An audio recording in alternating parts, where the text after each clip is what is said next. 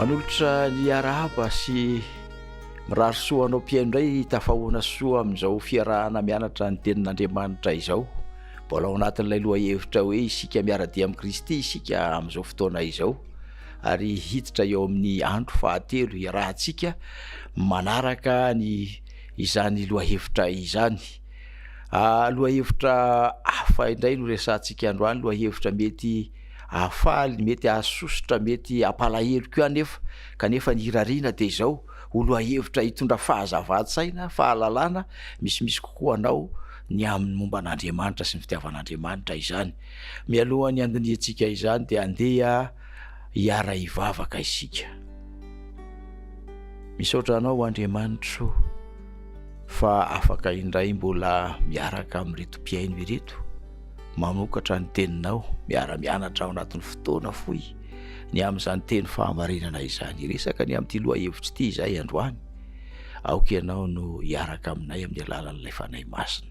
Izy ihany koa nitaridalana sikasika amin'ny fonay, hahatonga anay Tompo ho toerana azonao ametrahana ny vono ny teny fahamarinana aminaran'i Jesosy. Amen. Lohahevitra ho ia hoe fahatelo iarahantsika ao anatin'ilay dingana na ao anatin'ilay lohateny lehibe hoe miara-dia miaraka amin'i Kristy. Manatena fa tsy hahatonga alahelo antsika ny zavatra resantsika androany. Fahafatesana, anisan'ny zavatra anankiray mahasosotra sy miteraka alahelo izany lohahevitra izany. Miteraka tebiteby ary tsy dia mahafaly mandrakariva no maheno momba azy satria miteraka ratrapo izany.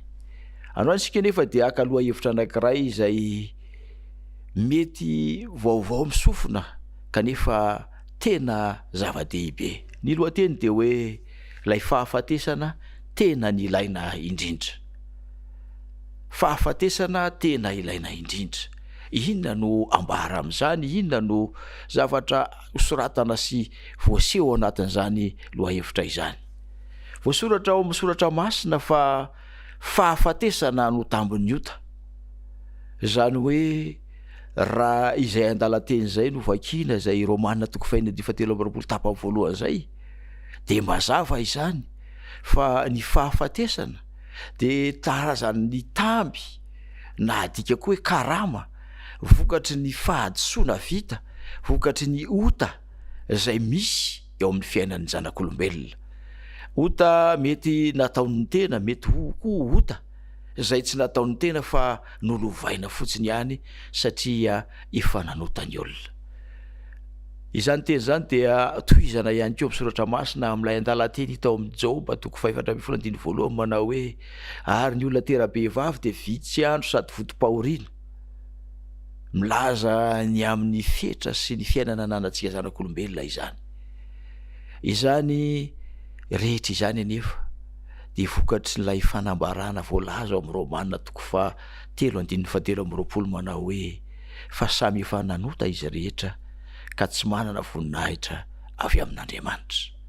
Ry havana, tsisy olombelona afaka amin'ny fahafatesana. Tsisy olombelona tsy hiara ny fahafatesana, ary tsy misy fianakaviana afaka hiteny manao hoe tsy handalo ao amin'ny ankonako na ny fianakaviako ny fahafatesana. Tsy azontsika hasakanana izany satria zavatra efa raiky tapisaka amin'ny fiainan'olombelona raha vao niditra teto ambonin'ny tany ny fahotana tamin'ny alalan'ny Adama sy Eva. Eo indrindra no ilantsika vahaolana. Eo indrindra no ilantsika toromarika mazava mba hahafahantsika kosa manana fanantenana. Ny apôstôly Paoly dia nametra-panontaniana manao hoe iza no afaka amin'ny tena nyity fahafatesana ity. Romanina 7:2.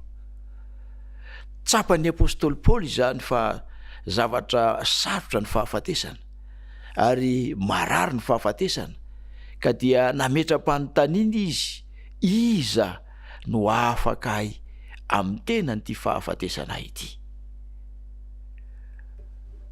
Ny mahafinaritra dia ny Soratra Masina dia manome valiny, ary Jesosy dia efa nanome valiny tamin'ireo mpianatra tamin'ny fotoana na teto ambonin'ny tany azy. Izao no fanambaran'i Jesosy eo amin'ny Jaona 1:20. Izao ny fananganana ny maty sy fiainana. Lazain'i Jesosy mazava eto izany fa lay fahafatesana izay mampisalasala ny apôstôly Paoly dia omeny Jesosy vahaolana hoe izy no fananganana ny maty. Valiny izay milaza fa na dia lalovana aza lay fahafatesana dia to zavatra mandalo fotsiny ihany satria izy lay Jesosy no milaza fa izy no fananganana ny maty sy fiainana. Valiny izay azo ny tononona sy ambara izany satria izy Jesosy io dia efa nandalo ny fahafatesana. Ny zoman'ny Paska tamin'ny taona 130 dia nomboana teo amin'ny hazo fijaliana izy. Ary io fotoana io no fotoana nahamaizina ny tany sy ny lanitra rehefa niala ny fofinainy. Kanefa io zoman'ny Paska io dia nofaranan'Andriamanitra tamin'ny fomba miavaka rehefa tonga ny alahady maraina ny Paska satria nitsangana tamin'ny maty izy. Dia eo no sarobidy indrindra satria Jesosy no afaka miteny izany.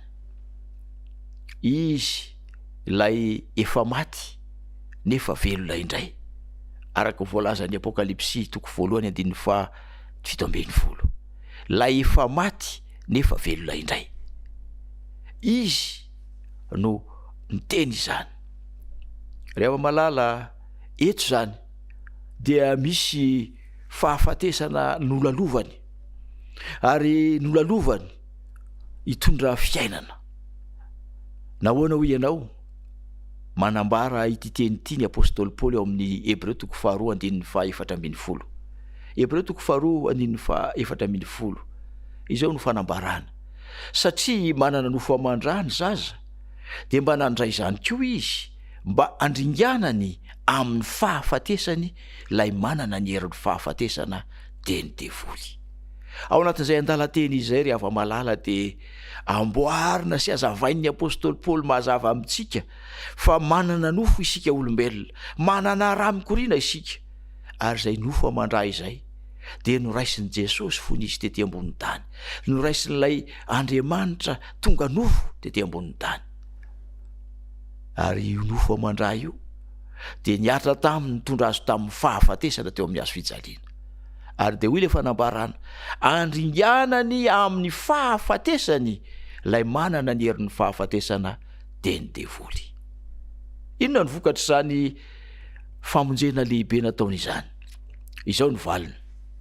Iverenantsika ilay Jaona 1:15. Izao ny fananganana ny maty sy fiainana, izay mino ahy na dia maty aza dia ho velona indray. Rehefa malala mazava izany fanambarana izany, mazava izany filazana izany, ary izay no antony mahatonga ilay lohatenitsika androany manao hoe fahafatesana tena ny ilaina.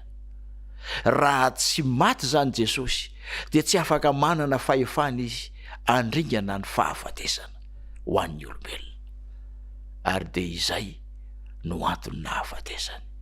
Ko androany ry hava malala, androany dia antson'Andriamanitra indray isika isafidy ny ara-dalana amin'ny Kristy, isafidy ny andray an'i Kristy ho tompo sy mpamonjy fiainantsika, mba hahatonga antsika tsirairay avy hanana fanantenana ny amin'ny fananganana ny maty raha sanatry andalo izantsika. Io ilay Jaona 2:20 teo 9:20 toy an'ilay teny, ary izay velona ka mino ahy dia tsy ho faty mandrakizay. Izany hoe tsy avelan'Andriamanitra ho velona fa ho fatotry ny fahafatesany ianao, fa tahaka ny nahafatesan'i Jesosy teo amin'ny hazo fijaliana dia ho atsangan'Andriamanitra ho amin'ny fiainana mandrakizay. Ko androany de manasanao indray Andriamanitra meteza hiara-dia amin'ny Kristy. De ho hitanao fa lay fahafatesany zay niasitra taminy teo amin'ny hazo fijaliana de hitondra fiainana ho anao, tsy fiainana mandalo fa fiainana be dia be mandrakizay. Hitay anao an'iny Tompo, hiazona anao an'iny Tompo, hitahiry anao an'iny Tompo. Andeha hivavaka isika. Misaotra Andriamanitra no nafahanay nanatanteraka ny fiaraha-mianatra teto androany. Engany Andriamanitra ny fahafatesana izay mampatahotra anay zanak'olombelona de na de mandratra ny fonay azy de tsy hatonga anay ho kivy fa hatonga anay kosa anana fanantenana, satria ilay zanakao zay niranao tety ambonin'ny tany de maty mba handrava ny herin'ny fahafatesana, anananay fanantenana ny amin'ny fahavelomana mandrakizay. Ko ameteza ho namanay amin'ny anaran'i Jesosy irery ihany. Amen.